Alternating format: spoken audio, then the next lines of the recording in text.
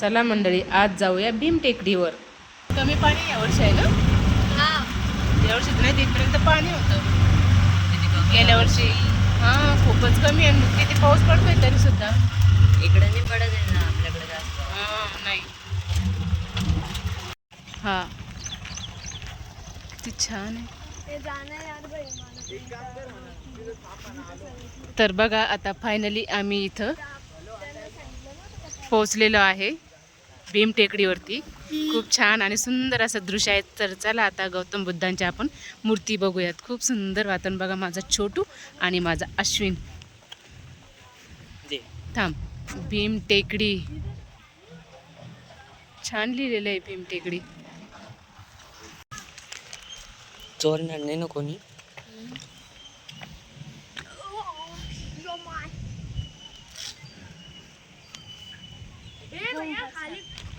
बापरे, वाचलं पाहिजे तू. लोटसनी दुसरंच आहे रे. छान वाटते खरंच, खूप सुंदर.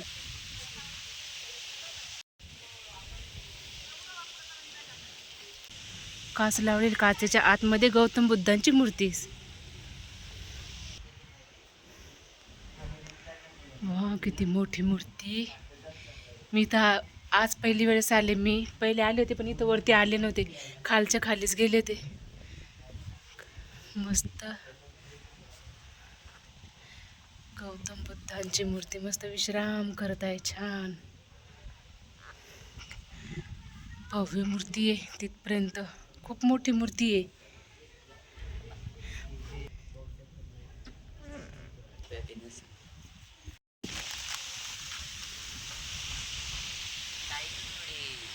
छत्रपती संभाजीनगर येथे भीम टेकडीवरती आलेला आहे गौतम बुद्धांची मूर्ती बघण्यासाठी. तर बघा, इथं पिंपळाच्या झाडाखाली गौतम बुद्ध.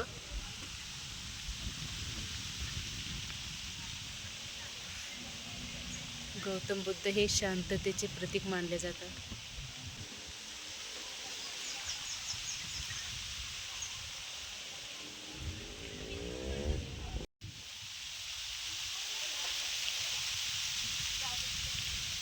किती वारा सुटला.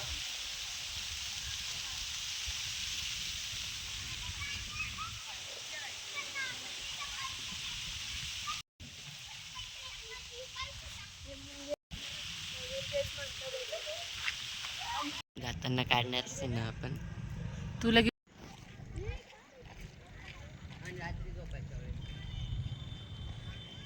नारळ होतं पाण्यात. हां. म्हणजे मला वाटलं कोणाचा हात आहे.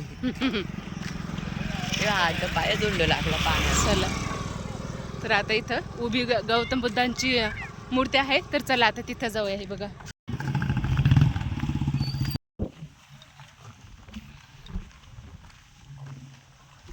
तर बघा, ही पाण्यामध्ये उभी अशी गौतम बुद्धांची मूर्ती. काय बघा म्हणलं काहीच.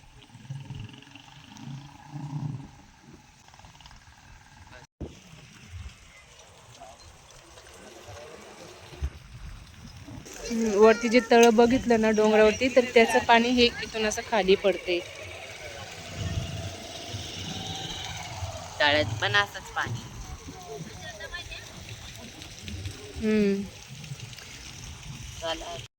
गाईज, ही जमीन नेहमी ओली असते, कारण की इथं डोंगर आहे ना, तर डोंगरातून पाणी असं येतं जमिनीमधून, म्हणून ही जागा नेहमी अशी ओली असते. खाली कोणतं तर काय चिखल भेट. हां, खाली कोणतं तर चिखल भेटेल. चला तर मंडळी, आता जातो आम्ही घरी. तर तुम्हाला हा व्हिडिओ कसा वाटला कमेंट करून नक्कीच सांगा. व्हिडिओ आवडला असेल तर लाईक शेअर कमेंट नक्कीच करा. धन्यवाद.